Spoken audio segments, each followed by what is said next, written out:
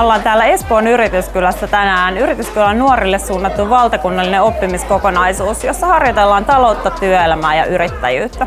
7000 kuudesluokkalaista tutustuu tämän lukuvuoden aikana Espoon Yrityskylässä yrityksiin, joista yksi on nyt superauto. 90% kaikista Suomen kuudesluokkalaisista käy jo Yrityskylässä. Me ollaan yhdessä autotuojat ja teollisuuden kanssa lähteneet mukaan Nytin Yrityskylä-toimintaan tavoittamaan tulevaisuuden autoalan työntekijöitä sekä tietenkin heille kertoo hienoista työmahdollisuuksista autoalalla. Meillä on oma superauto, huoltokorjaamo, jossa työskentelee varaosamyyjä, mekaanikko, huoltoneuvoja ja huoltojohtaja. Huoltokorjaamo superautolla mekaanikolla töissä. Mä oon tutustunut työturvallisuuteen ja vaihtanut ilmansuodatinta ja pidetty palaveria. Huoltokorjaamo superauton huoltojohtaja.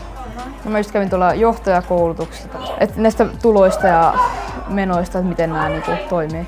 Mä oon oppinut tästä bisnesmaailmasta paljon enemmän tässä. No on ollut tosi itse asiassa kivaa. Nämä nuoret on hakeneet ensin töitä koulussa oppitunnilla, opettajan johdolla ja käyneet nämä oppimateriaalit läpi. Tänään he ovat tulleet töihin omaan ammattiinsa ja yritykseensä. Täällä Yrityskylässä oppilaat tekee oikeita työtehtäviä. Ne saa palkkaa, maksavat veroja ja käyvät äänestämässä Yrityskylän kaupungin talolla.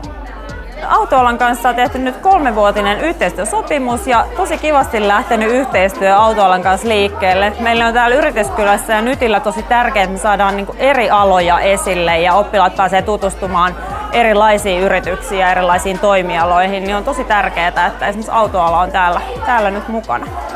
No miksi me ollaan tässä Yrityskylä-toiminnassa mukana? No ensinnäkin me tuetaan lasten ja nuorten talous ja näitä työelämää ja yrittäjyystaitoja. Toivotaan tietenkin, että autoala ja sen tulevaisuuden monipuoliset työtehtävät tulee näille nuorille tutuksi.